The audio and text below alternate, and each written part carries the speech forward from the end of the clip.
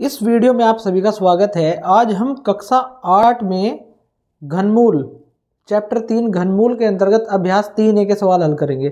सवाल हल करने से पहले हम लोग जान लेते हैं कि घन और घनमूल क्या होता है।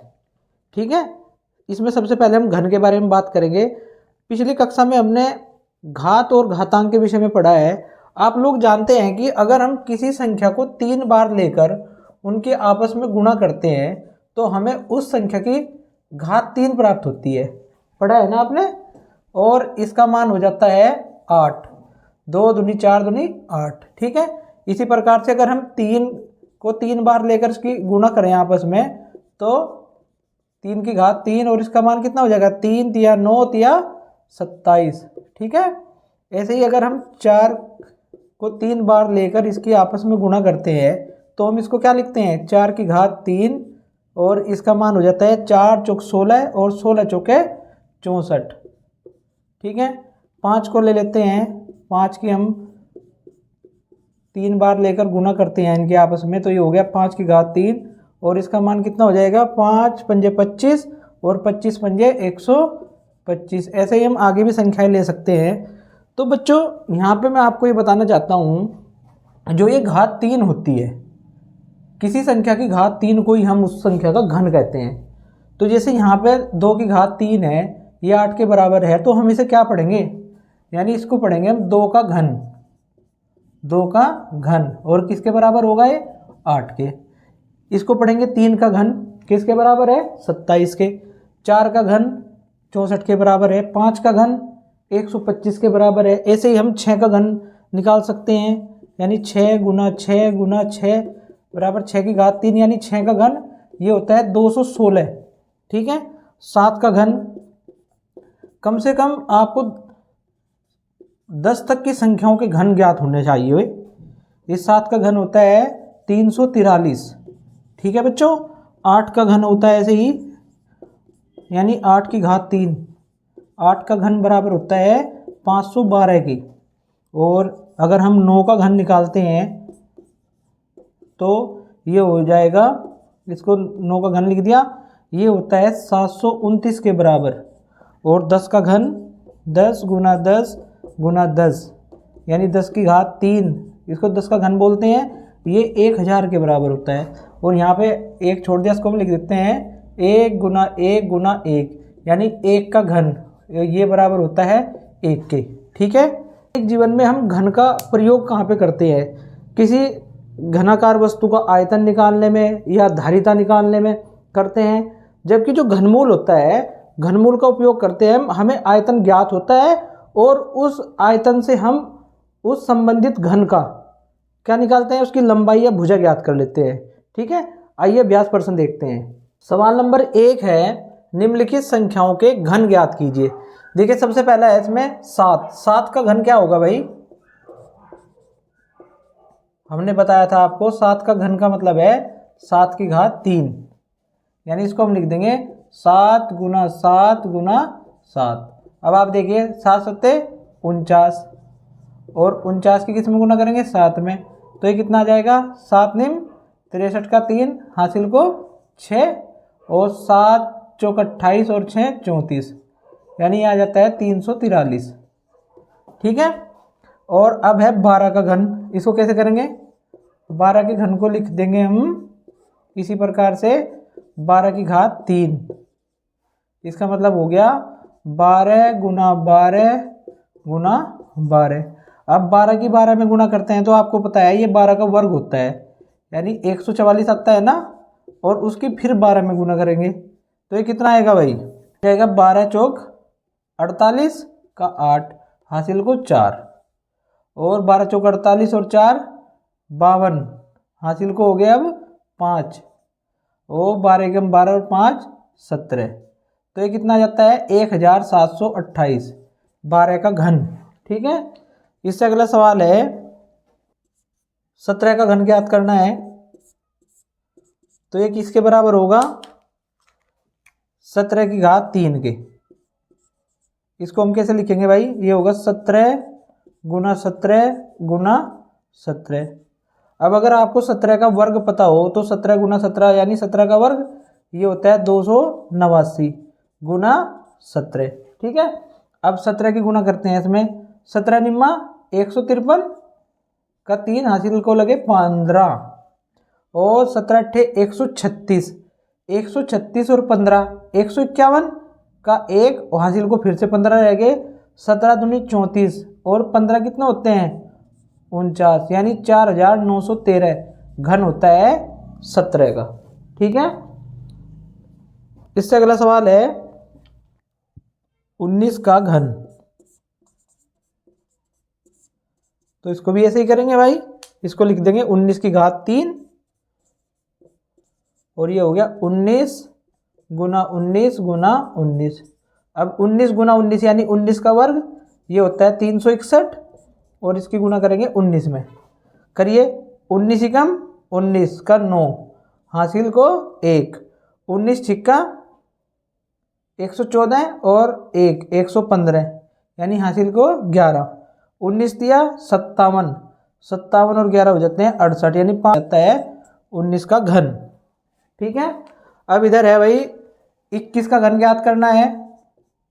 तो 21 का घन का मतलब हो गया 21 की घात 3, इसको लिखेंगे 21 गुना 21 गुना 21। 21 का वर्ग आपके याद हो कितना है 441 और गुना 21। अगर वर्ग याद नहीं है तो आप ऐसे निकाल सकते हैं 21 गुना 21 करके, ये 441 आता है भाई। ठीक है, और फिर उसकी 21 में गुना करेंगे घन निकालने के लिए।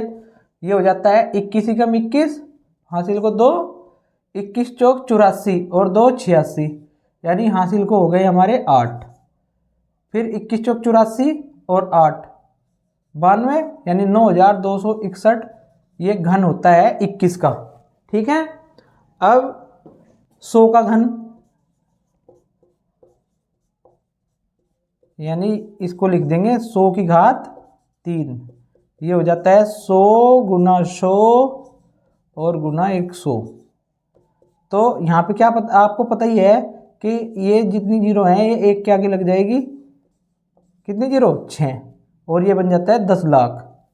यहीं पे हम उत्तर दे देंगे इसका, 100 का घन होता है 10 लाख। ठीक है, सवाल नंबर 2 है -5/9 का घन है। विकल्प दिए गए हैं भाई 25/81 -25/81 125/729 और -125/729।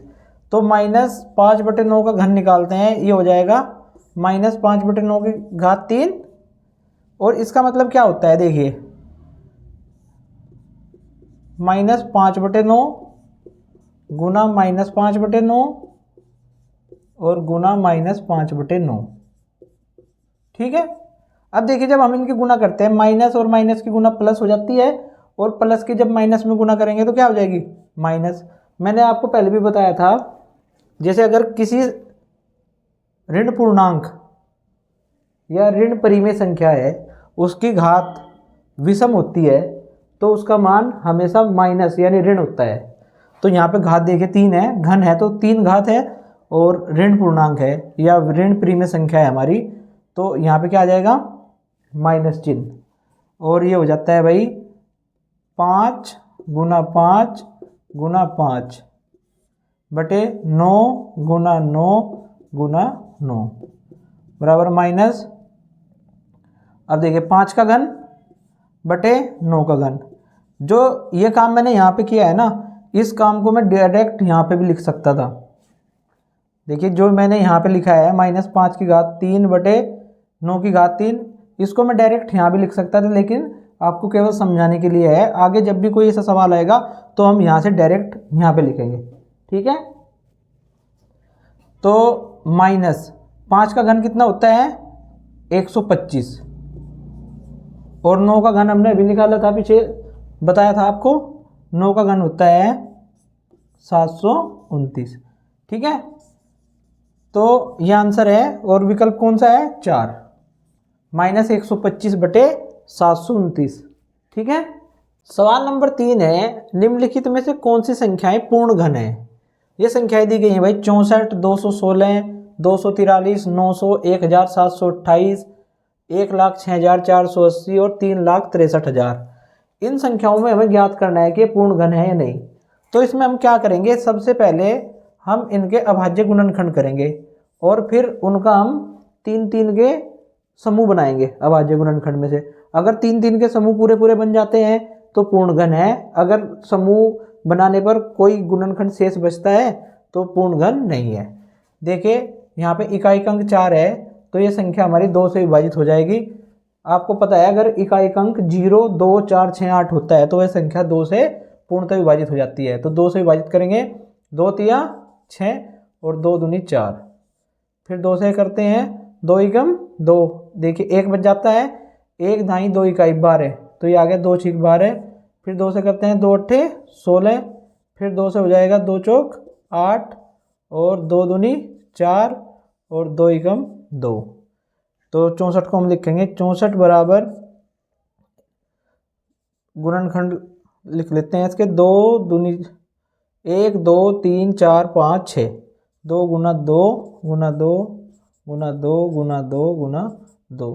तो 3-3 के समूह बनाएंगे और समूह बनाने पर कुछ भी शेष नहीं बचता है, इसलिए 64 एक पूर्ण घन संख्या है। तो यहाँ लिखेंगे हम 3-3 के समूह बनाने पर कुछ भी शेष नहीं है, इसलिए 64 एक पूर्ण घन संख्या है। ठीक है, इसी प्रकार से 216 का निकालते हैं, ये लिख लिया 216। अब इकाई अंक 6 है तो 2 से विभाजित हो जाएगा, तो यहाँ लिखते हैं हम 2 एकम 2। एक में हमारा पाड़ा नहीं चलेगा तो हम ऊपर से 6 उतारेंगे यानी 16 में चलाएंगे और ना चलने का हम 0 लगा देते हैं। यहाँ पे बहुत गलती करते हैं बच्चों, जब हमने यहाँ देखिए 2 एकम 2 चलाया, उसके बाद हम 1 में चलाएंगे, पाड़ा नहीं चलेगा तो 0 लगाएंगे, तब जाके हम अगली संख्या लेंगे और पाड़ा चलाएंगे। ये हमेशा ध्यान रखना, नहीं तो यहाँ पे गलती हो जाती है बहुत ज़्यादा। अब चले गए 2 अट्ठे 16, अब 2 पंजे 10, 2 चौक 8, फिर 2 से करते हैं 2 दूनी 4, 1 बच गया, 1 दाही 4 इकाई 14, 2 सत्ते 14। अब ये 27 है, 2 से नहीं कटेगा, 3 से कटने के लिए भी एक नियम है, इसकी जांच करने के लिए 7 और 2 यानी संख्या के अंकों को जोड़ लेते हैं। अगर वे अंकों का योग 3 से विभाज्य है तो संख्या 3 से विभाज्य होगी। अब देखिए 7 और 2 9 है तो 3 से विभाजित हो जाएगा। वैसे भी आपको पता ही है 27 3 के पहाड़े में आता है, 3 नम 27 और 3 तिया 9 और 3 एकम 3। इसको भी हम ऐसे ही लिख लेंगे, क्या लिखेंगे 216 के अभाज्य गुणनखंड करके, यहाँ पे जो पूरी लैंग्वेज आपको लिखनी है, अगर लिखना चाहते हो तो आप ही लिखोगे 216 के अभाज्य गुणनखंड करके 3-3 के समूह बनाने पर, ये देखो समूह बना दिया हमने, तो 3-3 के समूह बनाने पर कुछ भी शेष नहीं है, अतः 216 एक पूर्ण घन संख्या है। ठीक, तो यहाँ पे भी यही बात लिखेंगे, 3-3 के समूह बनाने पर कुछ भी शेष नहीं है, इसलिए 216 एक पूर्ण घन संख्या है। अब आ जाती है 243 की बारी, यहाँ पे लिखते हैं 243। अब देखिए 2 से विभाजित नहीं होगा क्योंकि इकाई अंक 3 है, इनको जोड़ के देखते हैं, 3 और 4 7 और 2 9, 3 से विभाजित हो जाता है, 3 अट्ठे 24 और 3 एकम 3, 8 और 1 9, फिर से 3 से विभाजित हो जाएगा, 3 दूनी 6, 2 बच गए, 2 दाई 1 इकाई 21, 3 सत्ते 21, फिर 3 से 3 नम 27 और 3 तिया 9 और 3 एकम 3। तो 243 के अभाज्य गुणनखंड करके हम क्या करेंगे, 3-3 के समूह बनाएंगे। एक समूह ये हो गया और यहाँ पे शेष बच जाता है, समूह पूरा नहीं बना, तो यहाँ पे लिखेंगे हम, क्योंकि 3-3 के समूह बनाने पर, यह पूरी बात लिख सकते हैं आप कि 243 के अभाज्य गुणनखंड करके 3-3 के समूह बनाने पर क्या शेष बच रहा है, 3 गुना 3 शेष बचता है, यानी इसका समूह नहीं बनता 3-3 का, इसलिए 243 एक पूर्ण घन संख्या नहीं है। ठीक है, अब जांच करते हैं 900 में कि पूर्ण घन संख्या है या नहीं। इकाई अंक 0 है तो 2 से विभाजित हो जाएगा, 2 चौक 8, 1 बच गया, 1 दहाई 0 इकाई 10, ये चल जाता है, 2 पंजे 10 और शून्य में शून्य ही चलेगा भाई। चलिए शून्य बार चलेगा। तो यहाँ से 2 दूनी 4, 2 दूनी 4, एक बच गया यहाँ से, एक दहाई शून्य इकाई 10, 2 पंजे 10। अब ये 2 से नहीं कटेगा, अब 3 से देखते हैं कटता है क्या। 5, 2 7, 2 9, तो 3 से कट जाता है। 2 में तो नहीं चलेगा, 22 में चलाएंगे। 3 सत्ते 21, एक बच जाता है यहाँ से, एक दाही 5 इकाई 15, 3 पंजे 15। फिर से 5 और 7 12, फिर से 3 से कट जाएगा। 3 दूनी 6 और 3 पंजे 15। अब ये 3 से भी नहीं कटेगा, अब कटेगा 5 से। 5 पंजे 25 और 5 एकम 5। अब देखिए भाई इसमें बनाते हैं हम 3 3 के समूह गुणनखंडों के। तो यहाँ पे आप देखते हैं कोई भी समूह नहीं बनता है। ठीक है, यहाँ लिखेंगे वही बात लिख सकते हैं, 3 3 के कोई भी समूह नहीं बनते हैं। यहाँ पे एक भी समूह नहीं बनता है, तथा ये सब शेष बचते हैं 2 गुना 2 गुना 3 गुना 3 गुना 5 गुना 5 शेष बचते हैं। इसलिए 901 पूर्ण घन संख्या नहीं है। ठीक है बच्चों। इसी प्रकार से 1728 में देखेंगे। यहाँ पे इकाई का अंक 8 है तो 2 से विभाजित हो जाएगा। इसमें चलाया 2 8 16, एक बच गया, 1 और 2 12, 2 6 12 और 2 चौक 8। फिर से 2 से विभाजित हो जाएगा, 2 चौक 8, 2 तिया 6, 2 दूनी 4। फिर से 2 से, 2 दूनी 4, तो 2 एकम 2, एक बच गया, 1 दहाई 2 इकाई 12, 2 6 12। फिर 2 से करते हैं 2 एकम 2। अब शून्य में चलाएंगे, पहाड़ा नहीं चलेगा तो हम 6 उतार लेंगे, यानी 16 में चलाएंगे। 2 8 16। यहाँ से देखिए 2 पंजे 10, 2 चौक 8 और 2 दूनी 4, 1 दाई 4 इकाई 14, 2 सत्ते 14। अब 27 है तो 3 से कटेगा, आपको पता ही है। और यहाँ पे आएगा 9, 3 नम 27, 3 तिया 9 और 3 एकम 3। अब इनके गुणनखंडों को लिख लेते हैं। 1728 बराबर 1 2 3 4 5 6, तो 2 आया है 6 बार और 3 आया है 1 2 3, 3 बार। तो इसमें 3 3 के समूह बनाते हैं भाई गुणनखंडों में। एक समूह ये बन गया, एक ये बन गया, ये एक बन गया। कुछ भी शेष नहीं है तो आप लिख भी सकते हैं 3 3 के समूह बनाने पर कुछ भी शेष नहीं है, इसलिए 1728 क्या है, एक पूर्ण घन संख्या है। अब है 1,06,480। इकाई का अंक 0 है तो 2 से विभाजित हो जाएगा। 10 में चलाते हैं, यहाँ पे 1 में तो चलेगा नहीं। 2 पंजे 10, 6 में चलाया, 2 तिया 6, 4 में चलाया, 2 दूनी 4, 8 में 2 चौक 8 और 0 में 0।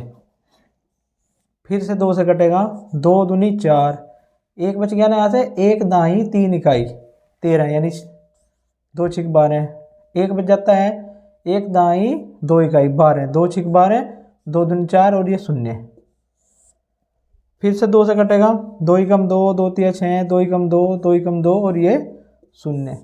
फिर से 2 से, 2 6 12, एक बच गया ना, 1 दाई 1 इकाई 11, 2 पंजे 10 चला देते हैं। फिर से एक बच जाता है, 1 दाई 1 इकाई, 2 पंजे 10 और यहाँ से फिर एक बच गया, तो 1 दाई 0 इकाई 10, 2 पंजे 10। अब 2 से नहीं कटेगा।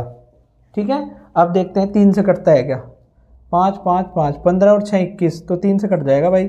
3 दूनी 6, 3 एकम 3, 2 बच गए, 2 और 5 25, 3 8 24, एक बच जाता है, 1 दाई 5 इकाई 15, यानी 3 पंजे 15। फिर देखते हैं 3 से कटता है नहीं, 8 5 13 14 और 2 16। अब 3 से नहीं कटेगा, अब कटेगा 5 से, क्योंकि इकाई का अंक 5 है। अगर इकाई का अंक 0 या 5 है तो वो 5 से हमेशा कटता है। ठीक है, तो 5 चौक 20, 1 और 8 18, 5 तिया 15, 3 और 5 35, 3 और 5 का मतलब है 3 दाई 5 इकाई। ठीक है, तो 5 सत्ते 35। अब ये भाई 5 से भी नहीं कटेगा। अब 7 से देखें, 7 छंग 42, नहीं कटेगा। 7 के बाद 11 से देखें, 11 तिया 33, 10 नहीं 13 से 13 तिया 39 और 4 से 17 दूनी 34, 9 97, 19 19 दूनी 38, हाँ 19 से कटेगा ये, 19 दूनी 38, कितने बच गए 5, 5 ढाई 7 इकाई 57, 19 तिया 57 और 23 तो एक अभाज्य संख्या है भाई, ये भी 23 से ही कटेगा, 23 एकम 23। अब यहाँ पे जब हम इसके गुणनखंड को लिखते हैं 1,06,480 के, तो ये आते हैं भाई 1 2 3 4, यानी 2 आ गया 4 बार, 3 एक बार, 5 एक बार, 19 एक बार और 23 एक बार, और 3 3 के समूह बनाए तो एक ही समूह बनता है, बाकी ये सब तो खाली बच जाते हैं। ठीक है, तो हम यही बात लिख देंगे 1,06,480 के अभाज्य गुणनखंड कर 3 3 के समूह बनाने पर क्या शेष बचता है, 3 3 के समूह बनाने पर 2 गुना 3 गुना 5 गुना 19 गुना 23 शेष बचता है। इसका मतलब क्या हुआ कि 1,06,480 एक पूर्ण घन संख्या नहीं है। ठीक है, अब बच गया हमारे पास 3,63,000। इकाई का अंक शून्य है, 2 से विभाजित होगा, 2 एकम 2, 1 बच जाता है, 1 6 16, 2 8 16 और यहाँ से 2 एकम 2, फिर 1 बच गया, 1 दाई शून्य इकाई 10, 2 पंजे 10 और ये 2 शून्य है तो यहाँ पे 2 शून्य ही आएंगी, फिर 2 से 2 निम 18, अब ये शून्य में तो चलेगा नहीं, 15 में चलाएंगे, 2 सत्ते 14, 1 बच गया, 1 और 0 10, 2 पंजे 10, फिर से 2 से 2 चौके 8, 1 0 10, 2 पंजे 10 और 7 में चलाएंगे, 2 तिया 6, 1 बच गया, 1 दाई 5 इकाई 15, 2 सत्ते 14, 1 और 2 पंजे 10। ठीक है, अब यहाँ पे आ जाता है 5, 2 से नहीं कटेगा, 12 और 3 15 और 5 20 4 24, यानी 3 से कटेगा भाई, 3 एकम 3, 1 बच गया, 1 दाई 5 इकाई 15, 3 पंजे 15, 3 एकम 3, 3 दूनी 6, 1 5 15, 3 पंजे 15। ठीक है, अब फिर देखता हूँ 5 2 7, 1 8 और 6 14, अब ये 3 से भी नहीं कटेगा, 5 2 7 और 1 8, 5 13 14, तो ये कटेगा 5 से, 5 3 15, 1 में पहाड़ा नहीं चलेगा, 12 में चलाएंगे, 5 दूनी 10, फिर 2 ढाई 5 इकाई 25, 5 पंजे 25, फिर से 5 से, 5 छंग 30 और 2 में नहीं चलेगा, ये चलाएंगे 5 पंजे 25, फिर 5 से चलाते हैं, 5 एकम 5, 1 बच गया यहाँ से, 1 दाई 0 इकाई 10, 5 दूनी 10 और 5 एकम 5। अब 121 तो आपको पता ही है भाई 11 का वर्ग है, तो ये 11 से ही कटेगा। हम लिख देंगे 3,63,000, इसके गुणनखंड लिखते हैं पहले तो, 1 2 3, 2 आया है 3 बार और 3 एक बार और 5 3 बार और 11 2 बार। अब हम 3 3 के समूह बनाते हैं, एक तो समूह ये बन गया, एक ये बन गया और ये हमारी संख्याएं बच गई ऐसे ही। ठीक है, अब हम लिख देंगे 3 3 के समूह बनाने पर क्या शेष है, 3 गुना 11 गुना 11 शेष है, इसलिए 3,63,000 एक पूर्ण घन संख्या नहीं है। अब यहाँ समाप्त। वीडियो देखने के लिए आप सभी का धन्यवाद।